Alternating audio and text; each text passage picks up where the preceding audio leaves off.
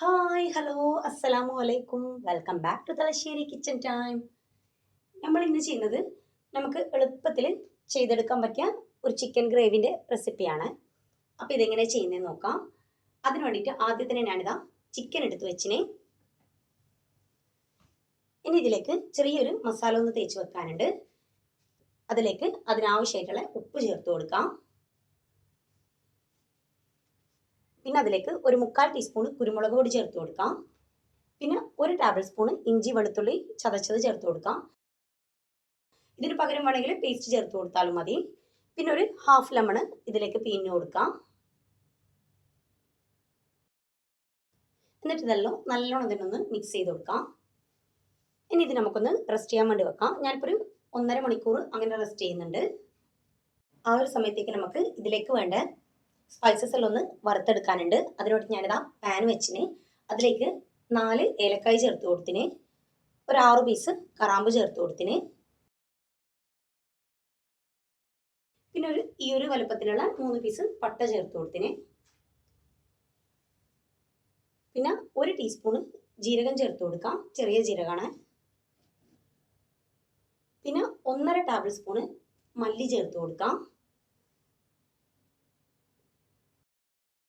എന്നിട്ടിത് ഒരു law ഫ്ലെയിമിലിട്ടിട്ടൊന്ന് just ഒന്ന് വറുത്തെടുക്കാം. ചെറുതായിട്ടൊന്ന് ആയി വരുന്ന സമയത്ത് ഇതിലേക്ക് മുളക് ചേർത്ത് കൊടുക്കാം. ഞാനിപ്പോൾ ഒരു 4 പീസ് ചേർത്ത് കൊടുക്കുന്നുണ്ട്. അതും ഇതിൻ്റെ കൂടെ ഒന്ന് വറുത്തെടുക്കാം. പിന്നെ ഇതിലേക്ക് കുറച്ച് കാഷ്യൂ ചേർത്ത് കൊടുക്കാം. കാഷ്യൂ നിങ്ങളെ ഇഷ്ടത്തിനനുസരിച്ചിട്ട് അളവ് അങ്ങനെ എടുക്കാം.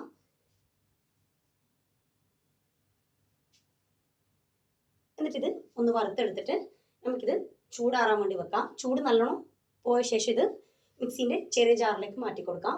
എന്നിട്ടിത് ഫൈനായിട്ട് പൊടിച്ചെടുത്തിട്ട് അതവിടെ മാറ്റി വെക്കാം. എന്നിതാ നമ്മളൊരു പാൻ വെച്ചിന്. അതിലേക്ക് കുറച്ച് ഓയിൽ ഒഴിച്ചു കൊടുക്കാം. ഓയിൽ നല്ലോണം ചൂടായി വന്നാൽ അതിലേക്ക് ഉള്ളി ചേർത്ത് കൊടുക്കാം. ഞാനിപ്പോൾ നല്ല വലുപ്പമുള്ള 2 ഉള്ളി നേരിയതായിട്ട് കട്ട് ചെയ്തിട്ട് അങ്ങനെ ചേർത്ത് കൊടുത്തിന്. എന്നിട്ട് ഈ ഉള്ളി നമുക്കൊന്ന് വാട്ടിയെടുക്കാം. നല്ലോണം തന്നെ ഉള്ളി വാടി കിട്ടണോ.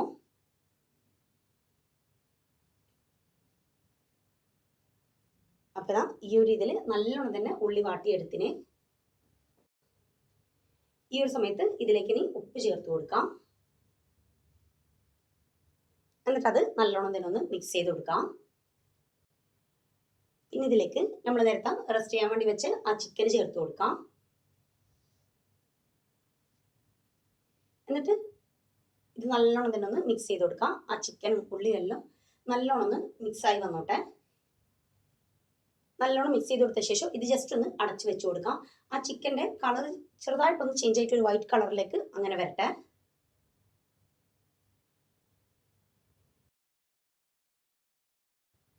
അപ്പം ഇതാ ചിക്കൻ്റെ കളർ ചേഞ്ച് ആയിട്ട് ഒരു വൈറ്റ് കളർ അങ്ങനെ വന്നതിന്.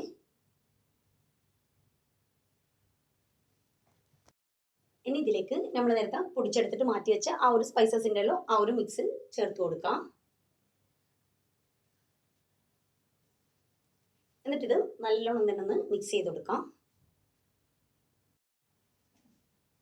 ഇനി ഇതിലേക്ക് നമുക്ക് കോൺഫ്ലോറിൻ്റെ ഒരു മിക്സ് ഒഴിച്ചു കൊടുക്കാനുണ്ട്. ഇതിപ്പോൾ ചിക്കന് ഏകദേശം ഹാഫ് കുക്കായിട്ടുണ്ട് കേട്ടോ ഈ ഒരു സമയത്തിലേക്ക്. അതിനുശേഷം കോൺഫ്ലോറിൻ്റെ മിക്സ് ഒഴിച്ചു കൊടുക്കുന്നത്. ഞാനിപ്പോൾ 2 ടീസ്പൂൺ കോൺഫ്ലോർ 1/2 കപ്പ് വെള്ളത്തിൽ മിക്സ് ചെയ്ത് വെച്ചതാണ്. അത് ഇതിലേക്ക് ഒഴിച്ചു കൊടുക്കാം. എന്നിട്ട് നല്ലോണം തന്നെ ഒന്ന് മിക്സ് ചെയ്ത് കൊടുക്കാം.